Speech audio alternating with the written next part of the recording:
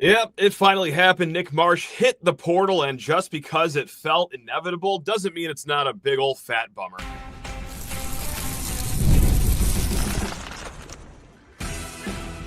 You are Locked On Spartans, your daily podcast on the Michigan State Spartans, part of the Locked On Podcast Network, your team every day. Today's episode of Locked On Spartans is brought to you by FanDuel. Right now, new customers can bet just $5, and if your bet wins, you will get $300 in bonus bets to use across the app. Download the app today. Spartan friends, Spartan family, Locked On Spartans listeners, how on earth are we all doing if this is like our fourth or fifth time meeting this week? It has been a very, very busy week here in East Lansing. We're banging out 2 days here right on Locked On Spartans. So, guys, if this is the first time you're listening today, thanks a lot. If it's the second time you're listening today, well, thanks even more, guys. Thanks a lot for making us part of your daily routine right here on the number one ranked Locked On Podcast Network, guys. Now, we're going to start the show with some bummer news. But news that, to me, seemed like it was inevitable, right? Nick Marsh, former four-star stud receiver as a freshman. That was a whole to-do last offseason, whether he was going to come back or not. And, well, he did, because he liked Michigan State, and I'm also sure that he really liked what Michigan State was offering him. So inevitably, after that Boston College game, just 2 games into the season, what was most of the emails that we got was people panicking and wondering, oh my God, is he going to leave us now that he even looks better so far? So that's just the fun you get to have with this day and age of college football, is not even being able to enjoy a guy while he's here without worrying if or when he's going to leave. So look, as this season kept playing out, this kid, who's obviously a very talented player, he's caught in a place that hasn't gone to a bowl game in back-to-back seasons. I don't know if he wants to be introduced to another head coach starting next season. And let's face it, and we're going to get into this in a little bit, his value, I think, is going to be pretty high in the transfer portal, especially for teams that are already in win-now mode. So, yeah, it felt inevitable when the news came across Twitter today. I don't even know if I shrugged a shoulder, let alone 2 shoulders. Yeah, that's just how life goes here. And, hey, you're missing your leading receiver for next year, both in yards and touchdown catches. I mean, some of his best games of the whole season was actually what we just saw on Saturday at Ford Field. But no game was better this year than his 2 touchdown outing against Boston College, when we were still all smiling and having fun and having a glimmer in our eye that this could actually be a fun season. But we all knew what happened ever since then. Not the season anyone wanted. And look, well, it's inevitable. It's a bummer. I'm not going to do this whole thing of, oh, it's really not that big of a loss. Like, no, did we lose the second coming of Randy Moss? Not necessarily, but did we lose a plus receiver? Yeah, absolutely. Like, there's no disputing that. I mean, okay, we're going to get more into his season here, but just from the blimp view, the 30,000-foot view, I mean, this is a future NFL player, right? And actually, just the other day, we got a mailbag question. Hey, what 5 guys would you want to return from this year's roster? Very straightforward question. I said Jordan Hall, would love to see him back. Aiden West, young cornerback, who I think just absolutely very high of. Alessio Milivojevic, who, you talk about speaking high of a kid. I love what I've seen from Alessio to end the season last year. And then Connor Moore, just to have some stability at the offensive line position for a guy that I think can still have a solid career here. And then that 5th was Nick Marsh.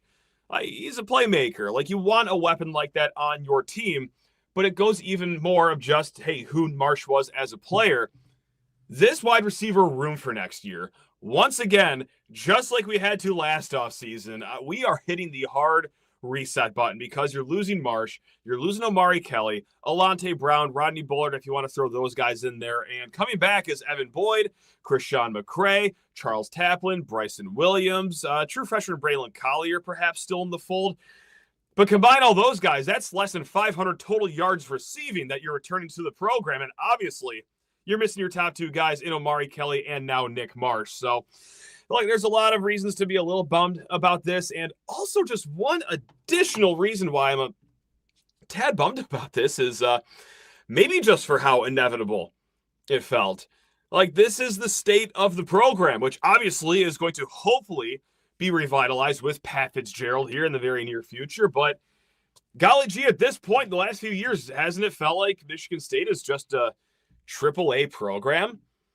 Like Toledo Mud Hens, like, hey, yeah, we're all having a good time here. We're going to try our best, but our end goal is to get to the higher league here. I mean, we just saw it with Keon Coleman in this very same wide receiver room. Derek Harmon, Simeon Barrow come to mind of guys that, well, blossomed here as Spartans and then moved on to what they thought and what in many cases were greener pastures. Now, again, like, this can all change here. Michigan State can get back to the promised land where they are a destination and they just aren't a developmental place where they're growing prospects to be, sold to the highest SEC bidder or fellow Big Ten bidder. Who's to say? But look, if you want me to try to put lipstick on all this of Nick Marsh transferring, I mean, it's not a good shade of lipstick. I'm not going to say this is going to sell you, but I mean, if you just want anything, here it is. And a lot of it is just blunt honesty. Like the first blunt, honest remark is, were we winning anything with him anyway? And this is not a slight against Nick Marsh. This is just a way to highlight. We got a lot of other bigger issues on this roster, on this team, than a weapon over at wide receiver. Let me be crystal clear about this. You certainly are better off with Nick Marsh, but man, guys, I mean, look, he's going to fetch a ton in the transfer portal, right? He was already fetching a ton last cycle, and guys are only making more and more with every offseason. So, look, is he worth the money that he could get? Let's just throw out a figure out there, like $1.5 million, right? Like, point blank, like I think he's a good player. I think he's a plus player. I hope I've been clear enough about that. But was he like $1.5 million good this year? Like, is it in Michigan State's best interest to keep him for that price tag if it was all about money? And I, at this point, have a hard time believing it was only about money, but humor me here for this conversation. Let's say that, okay, hey, I went to SEC school X and Big Ten school Y, and they're offering me this much. Can you guys match it? Maybe, but aren't we better maybe dispersing this money through, I don't know, maybe 2 or 3 linemen, for example, or maybe some other positions of need? So I guess that's the only lipstick that you could put on this, is that maybe this frees up a little bit of resources here. Now, ideally, in a perfect world, and maybe hopefully Michigan State can get to this world one day, where like you can do both, right? Like you can keep your homegrown 4-star receiver that's just from right down the road over in sunny Detroit, Michigan, and also have money to fill in some holes. But at this point, guys, especially with Pat Fitzgerald coming in, there's going to be a big transfer portal overhaul. Like there's going to be a lot of holes on this roster. This won't be a situation where we're just like 4-5 positions away. We're just a handful of guys away. No, we are buckets full of guys away here. So not saying that it's good riddance, not saying that it's a blessing that Nick Marsh is leaving, but hey, if you just want a positive spin zone, and one that I believe, I mean, it is a business. There are dollars and salary caps, if you will, attached to all this. Yeah, it frees up a little bit more for Michigan State here. So good luck to Nick Marsh. No ill will. I mean, yeah, I could still do without the SD4L at the end of every single transfers post, but I'm just an old curmudgeon that's nitpicking right now.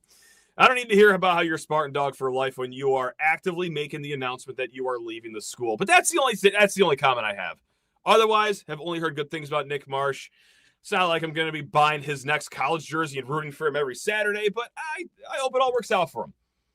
I hope it all works out for him. Just other transfer portal news. We kind of glossed over this, guys, despite doing 11 shows in the last few days here. But Mai Frazier also enters the transfer portal. I actually liked what I saw from him this year. I thought he had a little bit more bounce than I thought that we would get. I liked his vision so far. Didn't necessarily have the breakaway speed, but all in all, I would say Michigan State's best running back so far. Now, or this season at least. I'm obviously not saying he's better than Kenneth Walker or Le'Veon Bell or anything like that. Now, he did miss the last few weeks of the season. And for the reason of that, I wasn't surprised to see him in the transfer portal. But best of luck to him as well. Okay, we're a lot of transfer portal episodes coming up, guys. Now we're going to get to a few mailbag questions. We're going to actually talk about this basketball game that's going on Tuesday night against a very tough Iowa team. My God, that'll be a good game. But first, you need to talk your ears off about FanDuel Sportsbook. That's right, guys. Hey, you know what? NFL Sundays, they move fast. One big play, and suddenly everything feels different. Lord, do I know that with my Lions. That's what makes live betting with FanDuel so exciting. You're not just watching the game, you're reacting to it in real time. And with FanDuel, you can place bets as the action unfolds right in front of you. Every drive, every momentum swing, every highlight moment, you name it. Guys, FanDuel, they got it hooked up with the live bets. And it's the best when you get to stack these live bets up into a same game parlay, even while the game is going on, guys. So if you see a receiver getting hot, you see the defense starting to tighten up a little bit, hey, guys, go ahead, live bet, FanDuel, that easy. And, well, if you want to get in on all the action, do so at FanDuel.com. If you want to be right in the middle of all the action this season, visit FanDuel.com and place your NFL live bets all season long. It's FanDuel. The game moves fast, and so can you. Also, guys, move fast on this. Holiday shopping with Alumni Hall. I know that we all saw these new basketball jerseys that Michigan State just unveiled. The ones with the old school, and I hate to say old school because this is my childhood, but the mid-2000s State. Ooh, you already know Alumni Hall is going to have those in the very near future. Guys, if you got to do holiday shopping for your friends, family, kids in your life, adults in your life, yourself, whatever it is, again, do it with Alumni Hall. They got Nike, Columbia, Champion, Yeti, New Era, so much more. And they're taking care of the Spartan community because students, faculty at Michigan State, as well as military and all first responders get 10% off with a valid ID in the store. And on top of all that, you'll want to follow Alumni Hall on social media and download the Alumni Hall app. You'll find way more deals there. So don't wait any longer, guys. Get holiday shopping over with. Pop into Alumni Hall in the Eastwood Town Center in Lansing near the Apple Store, or shop online or through their app. And best part, for every $150 you spend, you will get $10 in Hall cash to use for the next time. So grab the new game day look or upgrade your tailgate with Alumni Hall, your ultimate Michigan State shopping destination. Now it is officially official with Pat Fitzgerald. He did sign the deal. All that we know right now is that it is a 5-year deal, which at this point we also know doesn't really mean anything because hey, we can get rid of you in 2 years. Yeah, we're going to have to pay you a handsome sum of money, but yeah, what are contract years in the grand scheme of things anyway? So it's going to be a 3 p.m. press conference on Tuesday. Big Ten Network's going to carry it, so catch the Pat Fitzgerald dynasty starting for yourself. We'll be back on. We'll record right after it, guys, because you know I can't stay away from a microphone and a webcam this week. Now, really quick before getting into mailbag questions about Pat Fitzgerald, I do want to mention this with signing day coming up on Wednesday. And if you want way more signing day talk, go back a few hours. Alan True, the guy that is all things recruiting for 24/7 Sports, he joined the show to talk way more in depth about recruiting and signing day coming up, guys. But really quick, because this happened like 30 minutes after we were done recording. Samson Gash, 4-star wide receiver out of Michigan. He's a top 400 kid. He is a speed demon. He announced that he is going to be pushing his signing until February, the second signing period. And can't knock him for it. I mean, staff just had a big change. You don't even know if your position coach you committed to is still going to be here. And when you are a 4-star like Samson Gash, yeah, I mean, I would love for him to be at Michigan State. If it was me personally advising him, I would say sign the dotted line on Wednesday. Don't wait any longer. But if I didn't have my hat in the ring, if I wasn't a passionate fan, if I was just looking out for this kid's best interest, yeah, I would say maybe let's take a few months here, see if any other offers pop up, whether that's scholarship-wise or financial, whatever it is that they're after. Hey, you know what? Doesn't hurt to extend this thing with so much uncertainty going on. Now the wide receiver room for this class right now, Zachary Washington, and interestingly enough, Rayshawn Elmore, who committed like 4 days ago. So what a whirlwind for that young man right there, but that's what it is right here. So while Samson Gash pushed back his commitment, we already saw a guy decommit in Quinn Bucky right before the weekend. There are actually some guys, 4-stars specifically, that we still have our eyes on, like Colin Campbell, the offensive tackle out of Arizona. Still nothing from him. No decommit, no announcement saying that he is committing, kind of like Cade Kaufman did say he is going to commit regardless. Joey Caudle, another 4-star. He is going to commit. Eddie Whiting, still going to commit. And then right before recording, guys, offensive lineman out of Michigan, Eli Bickle. he announced that he will also be signing to the green and white. So, hey, there are still some 4-stars in this class. It wasn't this complete blow up that happened ever since all these announcements happened. So, credit to the class to staying together. I mean, hey, look at us go. So, look, we're going to get to a mailbag question, maybe two. We'll see how much time we have here. Luke writes in, your episode today was titled Interesting Hire for MSU. I would argue that there is possibly no hire that could have been less interesting. A retread hired for his Midwest ties and defensive mindset, incredibly predictable. And as a bonus, his record in his last 2 years was way worse than Smith's record in 2 years here in the Big Ten West, with a few exclamation points. So my question is, how did Jay Batt show us all? All I heard is how this guy was a ruthless killer, how he moved in silence, how he was, quote, the real deal, and his big secret plan was to wait till the end of the season and hire Pat effing Fitzgerald. When if we moved quicker, we could have had Golish or Chesney or Franklin, etc. Count me out on MSU football. If we are going to be this unserious, we really should have just scrapped the program and put the money into basketball. So we've talked about this the last few shows.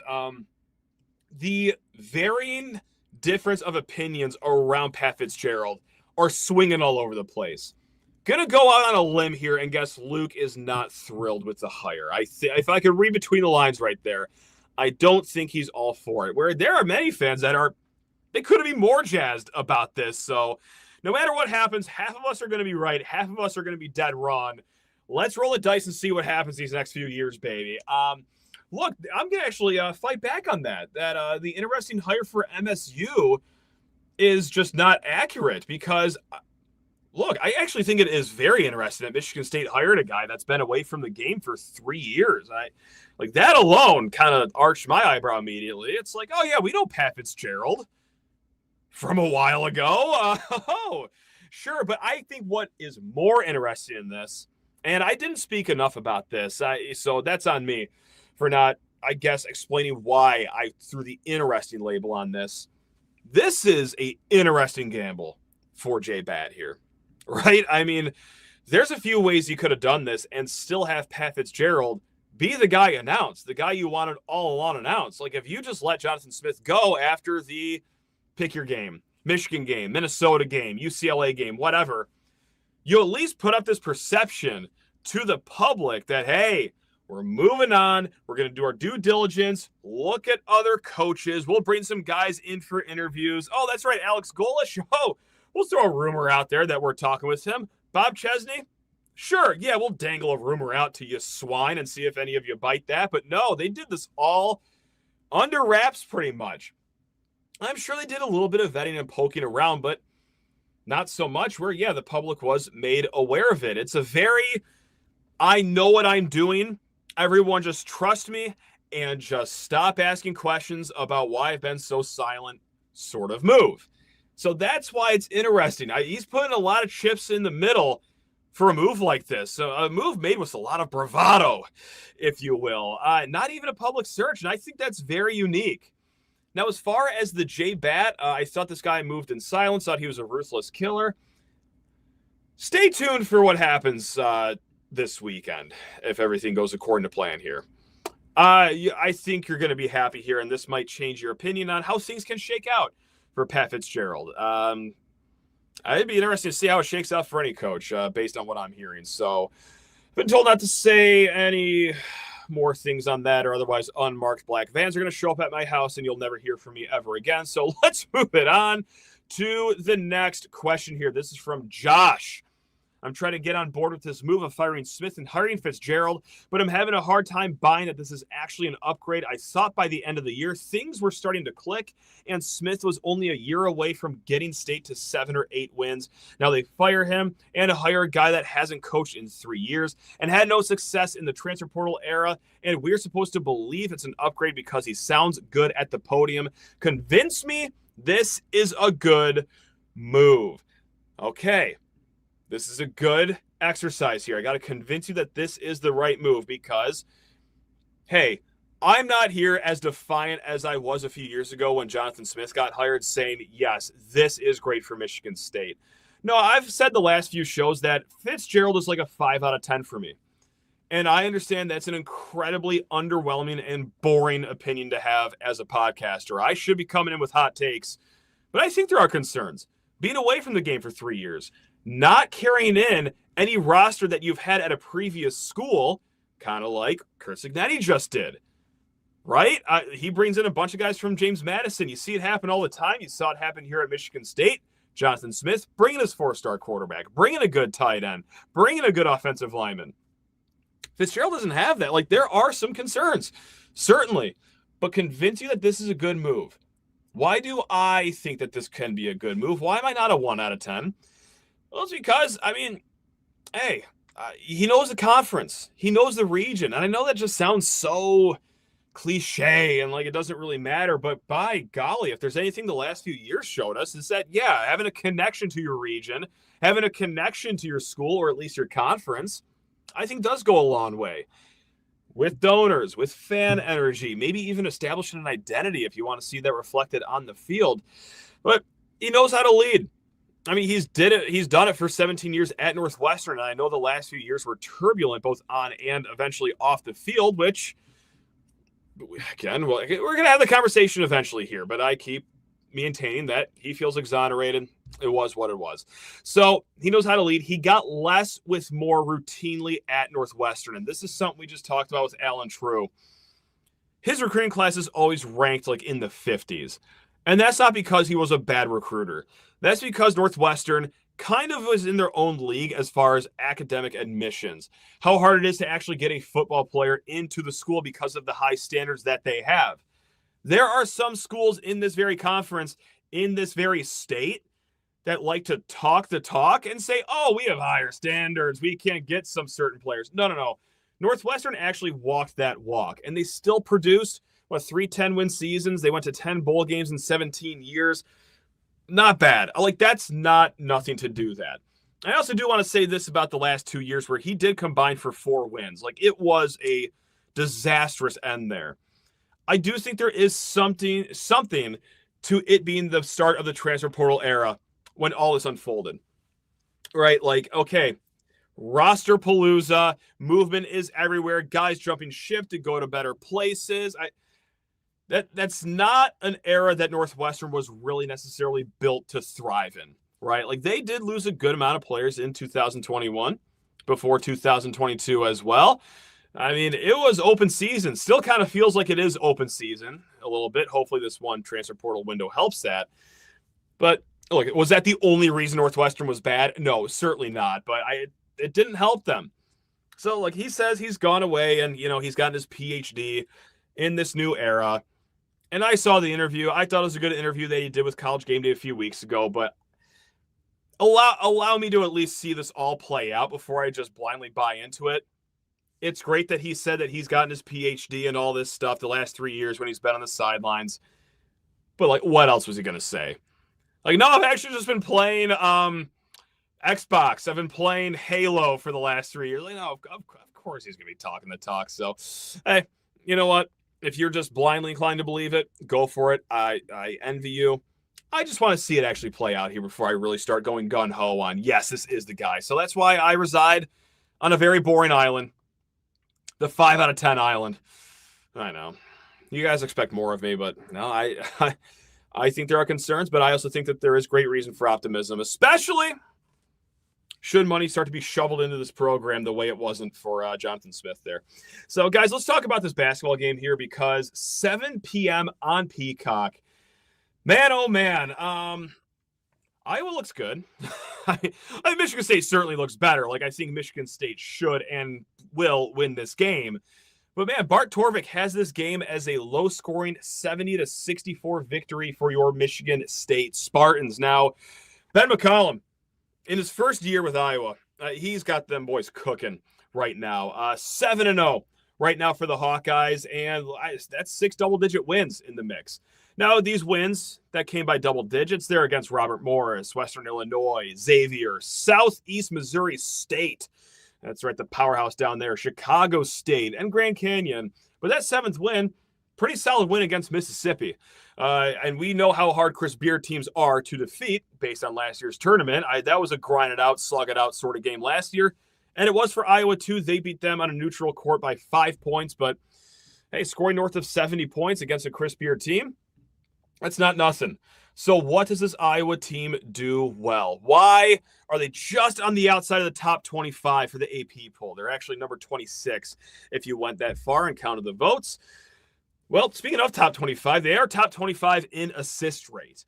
Now, not as good as our Michigan State Spartans, who are at number 1 in the nation, but they do a great job moving the ball, sharing the ball, and they do just a wonderful job, unfortunately. It could be a tough watch for these Ben McCollum teams, but I got to say, I'll be damned, do they get results with this by grinding the game to a halt on offense? They are near the bottom in the nation in adjusted tempo. Guys, they come in at number 356th in the nation.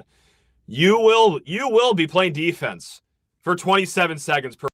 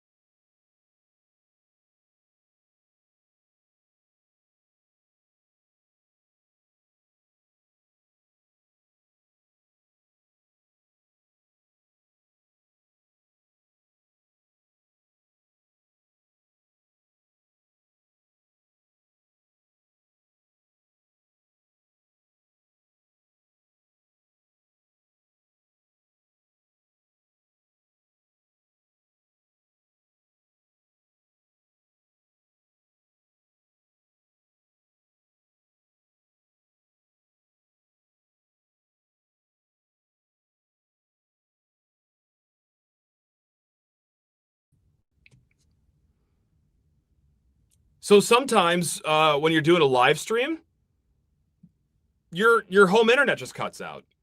How fun's that? Well, sorry about that, guys. Glad we got to get things back up and running here. Wow, I don't think that's ever happened, especially during a live stream. That's devastating. Okay, so what we were talking about, guys, and hopefully you heard us talk about the low tempo or the slow tempo, I should say, for Iowa, is that they will grind you down to like 3 seconds left in the shot clock. It seems like every single possession. So hope everyone's ready to batten on the hatches. Get ready to defend a lot of back cuts, a lot of off-ball screens, because, we're going to need your full half-court defense attention for basically the entirety of the shot clock. Now, it's damn efficient over at Iowa, right? Because their offensive efficiency is still top 20 in the nation. I mean, they are also very good. This will also be annoying. This will just be a largely annoying game coming up because they are very good at getting to the free throw stripe. They average 27 attempts per game, and when they get to the free throw line, 75% is what they're shooting. Not too bad. Now, from three, still pretty good. Top 40 in shooting. They shoot at 38% from three, and they got three guys that can shoot over 40%, and this isn't like one-off flukes to start the season for these three guys that I'm about to name. These guys performed pretty well from beyond the arc last year, right? Like, there's this guy, Alvaro, I don't know how to say his last name. Alvaro Folgers, let's call him. Robert Morris transfer, he shot north of 40% last year. Cooper Koch, he was at Iowa last year, shot above 40% last year, albeit smaller sample size. But how about the third guy? You might have heard of him. This guy could very well be Big Ten Player of the Year. Bennett Sturtz, who also came over with Ben McCollum. And he, unfortunately, has started his season white hot. 18 points, 6 assists. He is shooting 45% from three-point land. He is 85% from the free throw stripe on 5.4 attempts per game. But, man, this guy, not just because of the tempo Iowa plays at, but he really slows the game down. You think Fears has a slower, a faster processing of a game that looks very slow in front of him? It somehow even looks better with Bennett Sturtz. That is going to be the key of the game, is who's going to win this point guard battle. Two of the best point guards, not just in the conference, but in the whole country, going head-to-head against each other. I can't wait for that just individual matchup. I wish I wasn't like a Michigan State fan so I could watch this as a person that didn't have a rooting interest and anxiety in this game. I would love to see this as an outside observer, because what a fun battle just that is going to be one-on-one there. To cap this off, actually, unlike previous Iowa teams, which, this isn't our first time facing an Iowa team that has a good offense. Yeah, Fran McCaffrey had that cooking all the time, but unfortunately for him, they never had a defense to match it. So far, Iowa, top 35 in defensive efficiency as well. They are top 10 in the nation in turnover percentage. So, guys, let's get ready for an annoying game. Just get to 70 points, have that clock hit all zeros, and let's all get off the court here.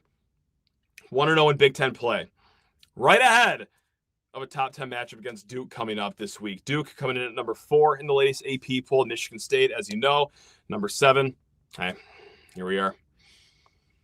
God, I can't wait for it Saturday. It's going to be a great time. All right, guys. Hey, thanks a lot for tuning in to the show here. Sorry for the technical difficulties there at the end. I hope to God that never happens, or maybe that's just a sign that I've been talking too much on YouTube or on the podcast in the last few days. Well, if that's the case, I got bad news for everyone here. We will be back tomorrow. We're going to recap the Pat Fitzgerald press conference. We're going to be recapping this Michigan State-Iowa basketball game, and we're going to keep talking, my God, this ever-changing world that is Michigan State football. Guys, until then, hey, take care of yourselves. Love you all. Go Green.